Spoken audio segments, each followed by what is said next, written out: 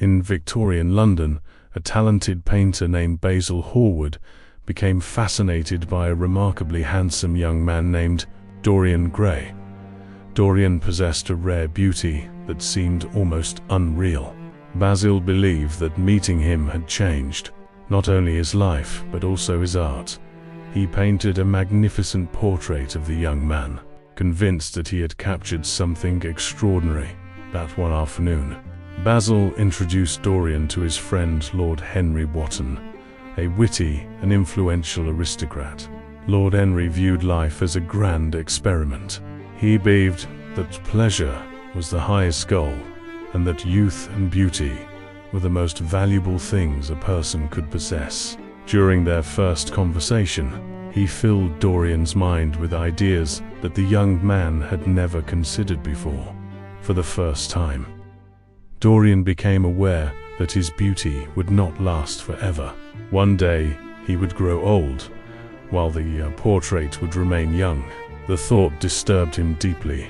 Looking at the painting, he wished that the opposite could be true, that he might stay forever young, while the portrait aged in his place. It was a reckless wish, spoken in a moment of fear and vanity. Yet, somehow, it came true. Soon afterward, Dorian fell in love with a young actress named Sybil Vane. She performed in a small theater and possessed a natural talent that captivated him.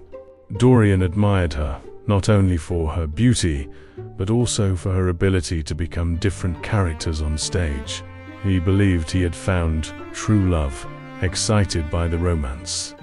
Dorian introduced Lord Henry and Basil to Sybil, however. On the evening they attended one of her performances, something unexpected happened. Sybil acted poorly. Her talent seemed to have vanished. When Dorian confronted her, she confessed that her love for him had changed everything. Acting no longer mattered, because real life had become more important than make-believe. Instead of understanding her feelings, Dorian reacted cruelly. Disappointed and embarrassed, he rejected her. Heartbroken, Sybil took her own life shortly afterward. When Dorian returned home, he noticed something strange. The portrait had changed. A subtle expression of cruelty had appeared on the painted face. Terrified, he realized that his wish had somehow become reality. The painting was reflecting the condition of his soul, while his own appearance remained untouched. From that moment onward, Dorian hid the portrait in a locked room. He decided that no one must ever see it. Years passed. Outwardly, Dorian remained as young and handsome as ever. Society admired him. People were amazed that time seemed powerless against him. Yet rumors followed him wherever he went. Friends who became close to him often suffered disgrace, scandal, or ruin. Many began to suspect that there was something deeply wrong beneath his charming appearance. Meanwhile, the portrait continued to change. Every selfish act, every lie, every betrayal left its mark upon the painted figure. The face became older, uglier, and more frightening. Yet Dorian himself remained untouched by age. As the years passed, he became increasingly obsessed with pleasure, luxury, and sensation. He explored every experience that promised excitement, caring little about the consequences for himself or others. The portrait absorbed the corruption that should have appeared on his own face. Eventually, Basil Hallward confronted him. Disturbed by the rumors surrounding Dorian, he begged his former friend to examine his life and change his ways. Dorian responded by revealing the hidden portrait. Basil was horrified. The beautiful young man he had painted had become a monstrous figure on the canvas. The portrait displayed every sin, every act of cruelty, and every moral failure accumulated over the years. Rather than accept responsibility, Dorian reacted with anger and fear. In a moment of violence, He murdered Basil. The crime marked a turning point. Although he escaped immediate punishment, guilt began to haunt him. He lived in constant fear that his secret would be discovered. Yet, even then he could not fully abandon the habits that had led him to ruin one night. While wandering through a dangerous district of the city, Dorian encountered people connected to Sybil Vane. Among them was her brother, James Vane, who had sworn years earlier to avenge his sister's death. James spent years searching for the man responsible. For a time, Dorian narrowly escaped him. Eventually, however, fate intervened. During a hunting party at a country estate, James died in an accident before he could fulfill his revenge. Dorian felt relieved, believing that he had escaped the consequences of his actions once again. Yet, peace never arrived. The portrait continued to stare back at him as a record of everything he had become. No matter how carefully he concealed it, he could not escape the knowledge of what it represented. As he grew older in years, but not in appearance, Dorian became increasingly miserable. He began to wonder whether it might still be possible to change. For a brief moment, he considered living a better life.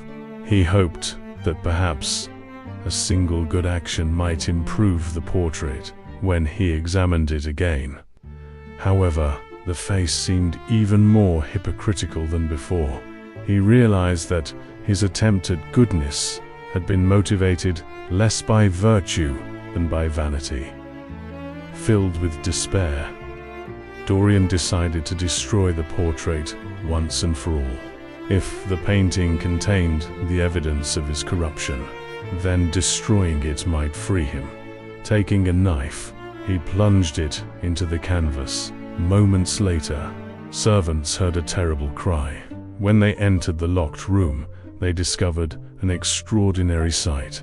Hanging on the wall was the portrait exactly as Basil had painted it years before.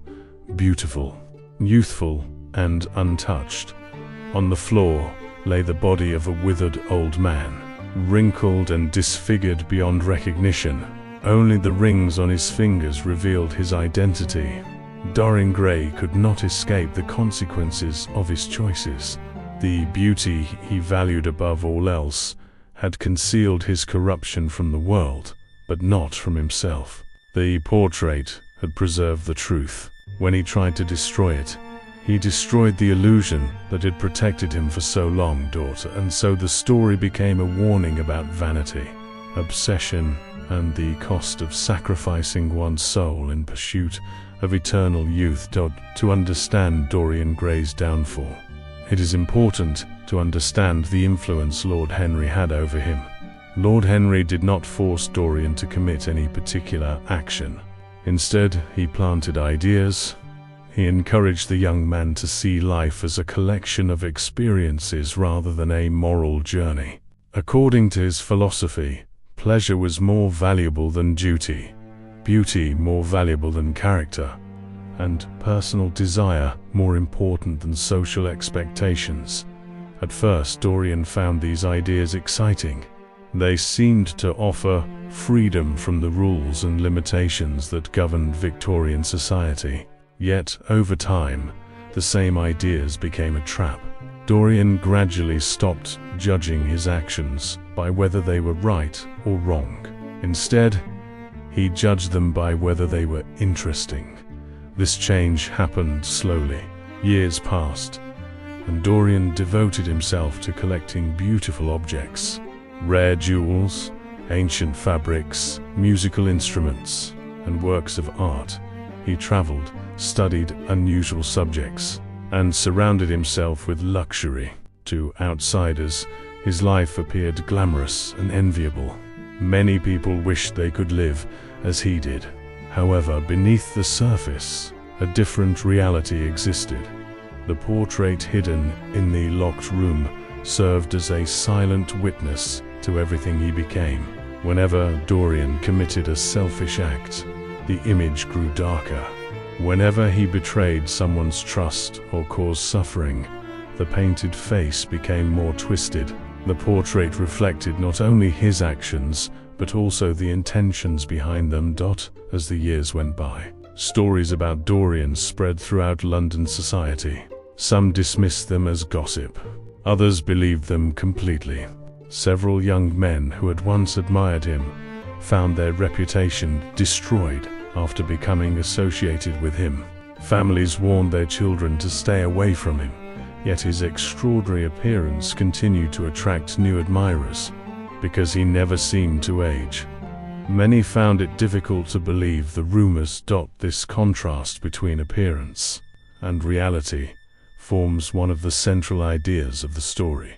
Dorian looked innocent long after he had lost his innocence. Society judged him by his face and manners, rather than by the consequences of his actions. The portrait, however, could not be deceived.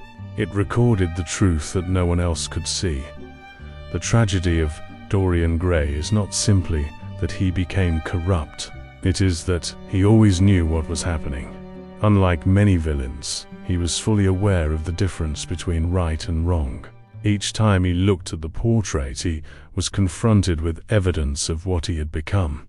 Yet instead of changing his behavior, he chose to hide the evidence. This decision made his situation worse. Secrets have power over those who keep them. The more Dorian tried to conceal the portrait, the more it dominated his thoughts. It became impossible for him to enjoy his pleasures without remembering the hidden room upstairs. No matter how successful or admired he appeared, he could never escape the knowledge of his own corruption. By the end of the story, Dorian possesses everything he once desired: wealth, beauty, influence, and freedom. Yet he's profoundly unhappy. Oscar Wilde's story suggests that a life devoted entirely to pleasure eventually becomes empty. Without honesty, responsibility, and genuine human connection, even the greatest advantages lose their value. When Dorian finally destroys the portrait, he is really attempting to destroy the truth about himself. But truth cannot be erased so easily. The portrait returns to its original beauty because it no longer needs to carry the burden of his sins. That burden